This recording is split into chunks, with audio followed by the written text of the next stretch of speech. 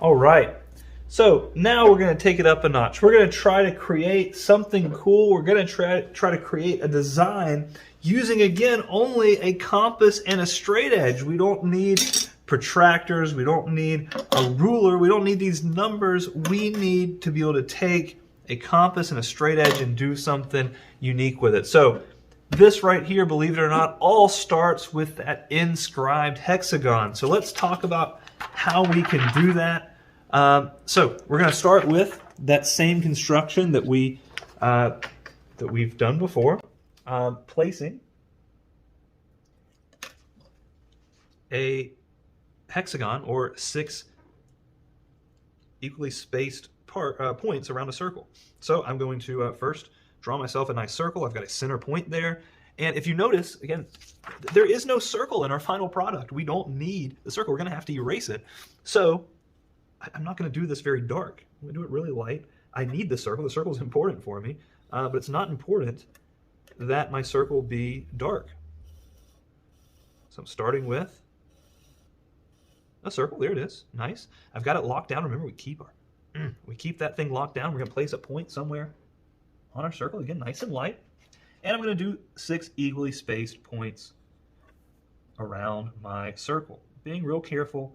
Yeah, don't even need these for anything more than a measurement. So I'm doing them nice and light because I'm going to have to erase them later.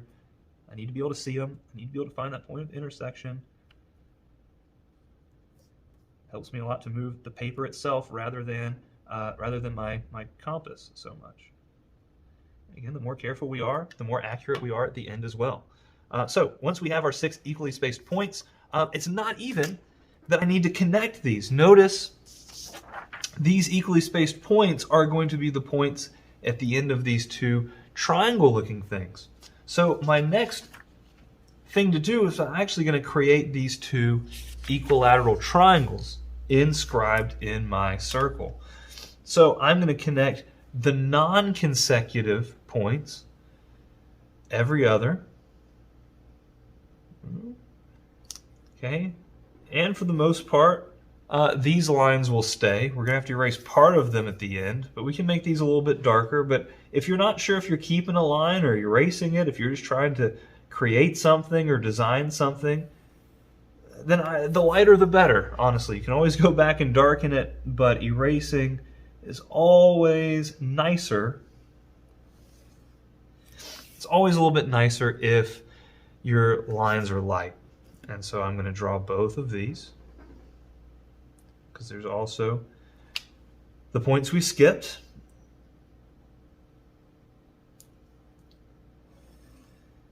There we go. And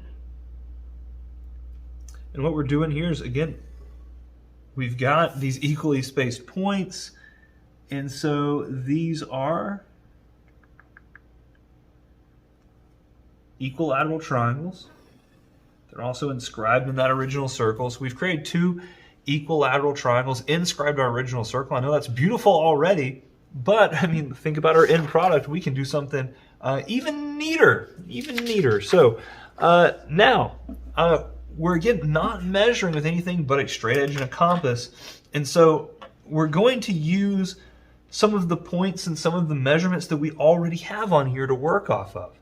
And that'll make sure that everything's staying nice and congruent and symmetric and things like that. And so what I'm actually going to do is I'm going to think about these 2 points right here. I'm going to connect these 2 points, which would form a diameter on my original circle. And I'm going to use them to measure to find the center of these segments. Ooh, interesting. So I'm not drawing this whole side length, not drawing this whole segment. I'm just looking for these points of intersection right here. I want to find the middle of each of these segments. So I'm going to do that again.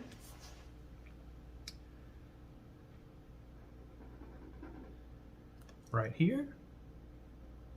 Finding those. And again, these are points of measurement. I'm not doing anything. I'm going to have to erase them later. So if you make them too dark, you're just making your life a little bit more difficult. But again, using points we already have to do measurements for us to find that midpoint of each of these segments. Nice and convenient. We didn't actually have to measure with numbers. And so now I essentially want a smaller version of this triangle. Using these midpoints, I'm going to create a smaller version of this triangle, again centered about the same center of our circle. And this will almost give a boldness to that original triangle. Make it look more two-dimensional than one-dimensional. These lines are a little bit more important to us. So well, here I'll do the one triangle at a time. How about that? So we can see what we've created.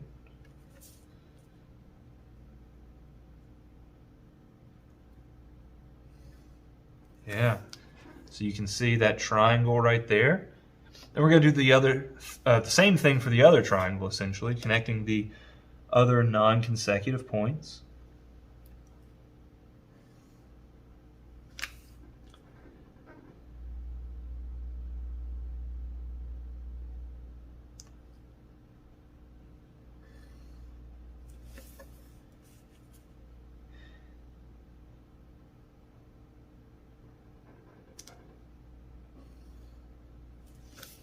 All right, so we've done all of the line drawing that we need to.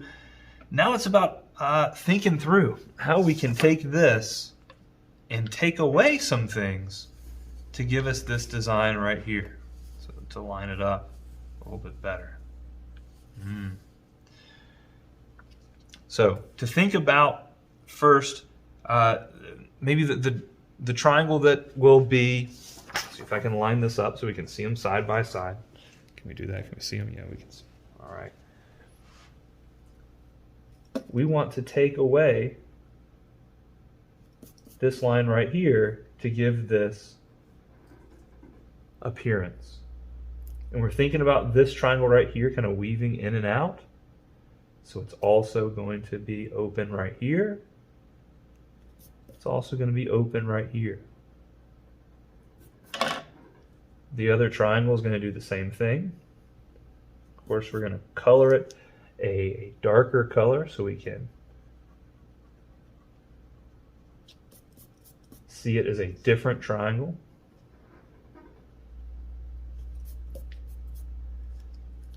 So we can start to get that. And it might also give it a little bit better appearance if we take away, really, because if you see like that white, it continues all the way until this line right here.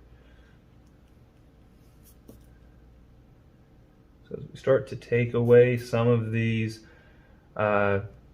lines, we can start to give a different perception of what's going on.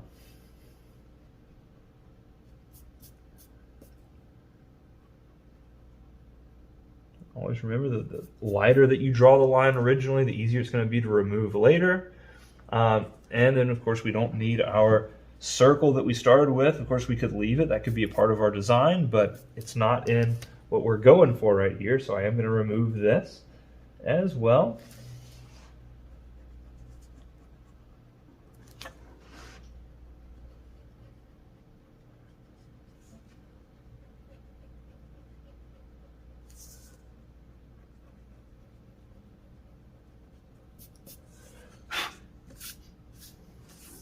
So the only thing that we would have left to do would be to color it. And I'm not going to sit here and make you watch me color this, but if you have trouble visualizing it, I will trace out the darker triangle bits.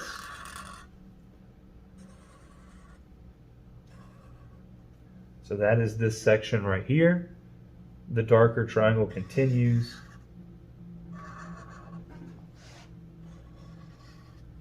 through here,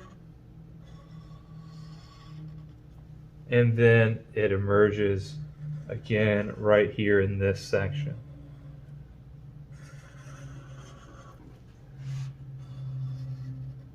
So in order to make this pop and look really good, of course, we can color all that in, and we can trace out the other triangle again in a dark shade.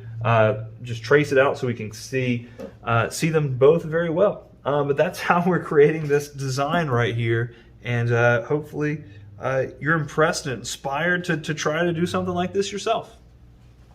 Yeah.